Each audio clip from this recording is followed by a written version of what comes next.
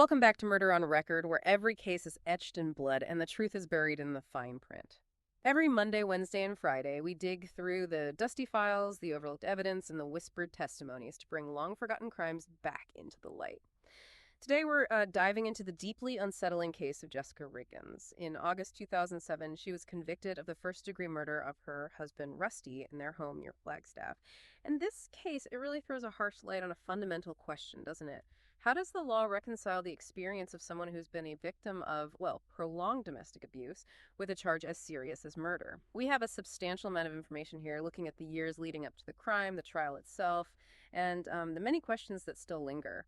Our mission today isn't just to recount events, but to really explore this complex intersection of abuse and, well, culpability in this tragic situation. Yeah, this is a case that truly highlights a critical tension. It's right there in our legal system. Yeah. How do we apply, traditional ideas about crime, about self-defense, when one person involved has this documented history of violence against the other?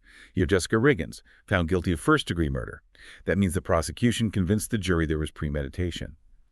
But her defense, it centered entirely on the years of abuse she said she endured from Rusty. Mm-hmm. And Rusty himself, well, he had 2 prior convictions for domestic violence against her.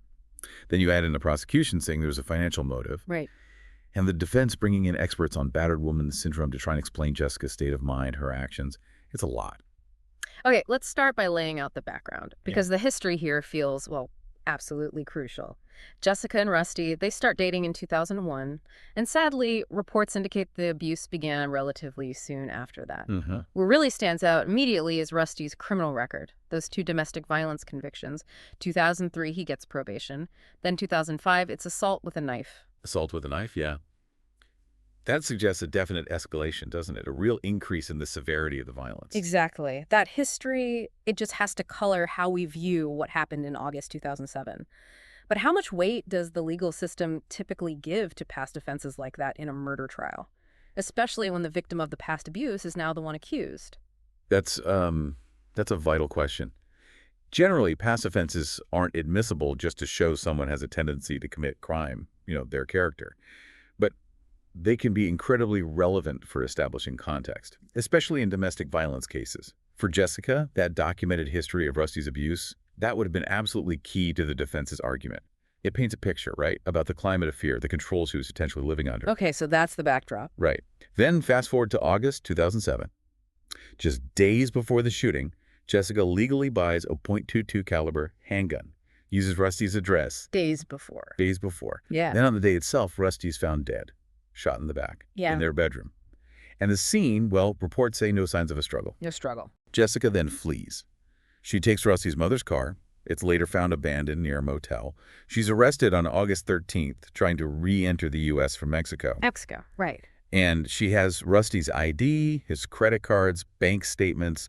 Those are the sort of the bare facts that led to her conviction in 2009 for murder and theft. Okay, so we have this timeline. Now let's really dig into the evidence, the specific pieces, and how they were argued during the trial.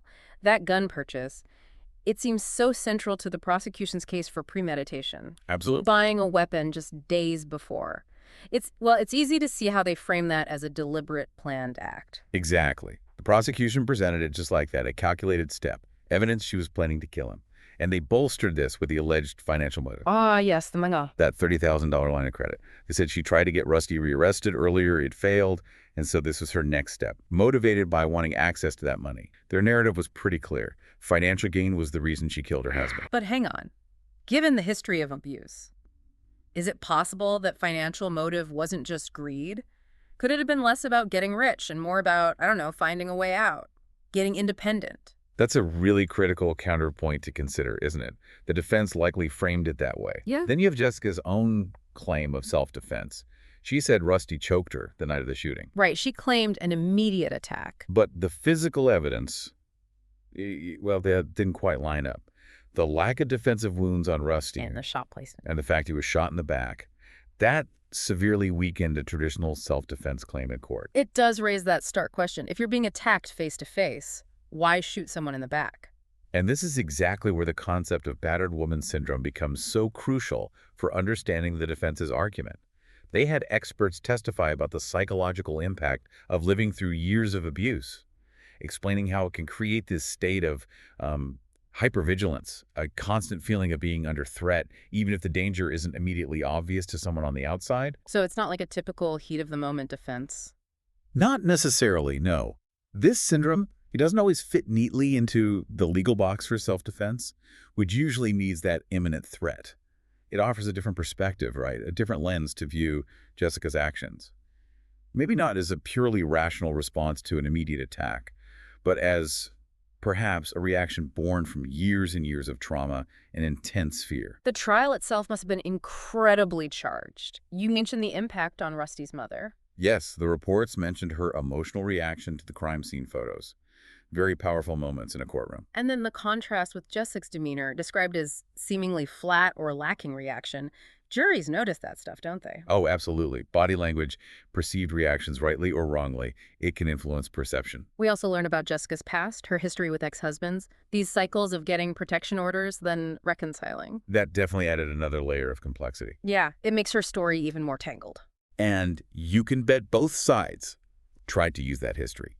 Did it show a pattern of volatile relationships, maybe instability, like the prosecution might argue? Or did it actually reinforce the defense's point about the cycle of abuse, how hard it is for victims to leave, how they sometimes return to these harmful dynamics? So complicated. It is. And at the end of the day, despite all the defense arguments about abuse and trauma, the jury rejected the self-defense claim. They found her guilty of premeditated first-degree murder. But even with that conviction, wow, there are still these major questions hanging over the case, aren't there? They really keep the debate going. For me, the biggest one is still that tension.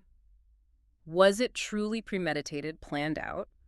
Or was it some kind of snap decision in a moment of just overwhelming fear, even if it doesn't fit the legal definition of self-defense? If she genuinely felt threatened right then, why the shot to the back? Could there have been, I don't know, some kind of altercation right before that we just don't know about? Something unrecorded?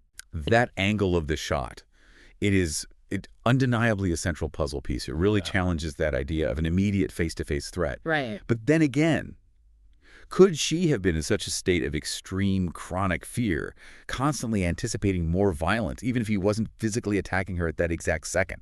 The long-term psychological damage from abuse, it can cause reactions that just don't map neatly onto legal standards developed for, well, different situations. And what about the money, the financial side? How actively was she pursuing that $30,000 line of credit right before the murder? Was it really a main driver, or was it more of a background thing, maybe part of a desperate plan B in a terrible situation? The specifics feel a bit hazy. Yeah, the exact weight of the financial motive, how primary it was, that remains an open question. Was it the key element of a calculated plan like the prosecution successfully argued?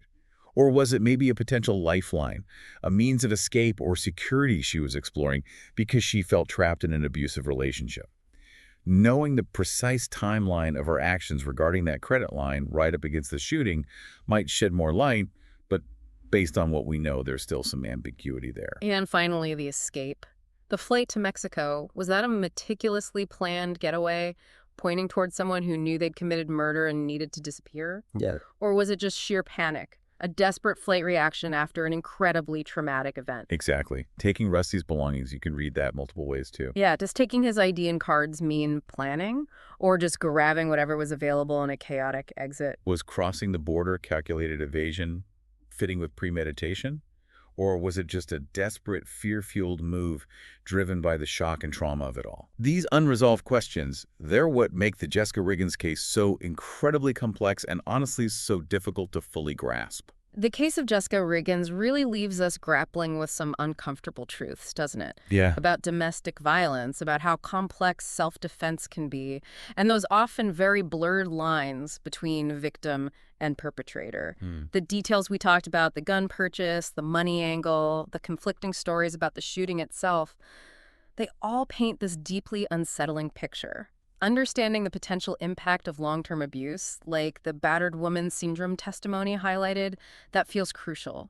Yet the questions about that final, fatal act, they just remain. It really forces you, doesn't it, to think hard about how the cumulative effect of years of abuse can fundamentally alter someone's state of mind, how it impacts their actions in moments of crisis. It challenges us all to look beyond just a single incident and see the much broader context of a relationship maybe defined by violence. So, what do you make of these seemingly contradictory actions from Jessica Riggins? Does that history of abuse provide enough context to understand her actions, maybe not excuse, but understand them?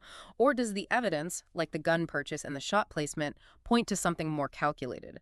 This case is just such a stark reminder of the devastating fallout from domestic violence and the incredibly intricate legal and emotional landscapes these situations create. This case really compels you to think about the nuances of intent, doesn't it? And Yeah. the long, dark shadow that abuse can cast over everything. It absolutely raises that difficult question. How should society, how should the legal system grapple with these tragic cases where the roles of victim and perpetrator seem to become so horribly intertwined? Until next time, stay curious Yeah. and keep your eyes on the evidence.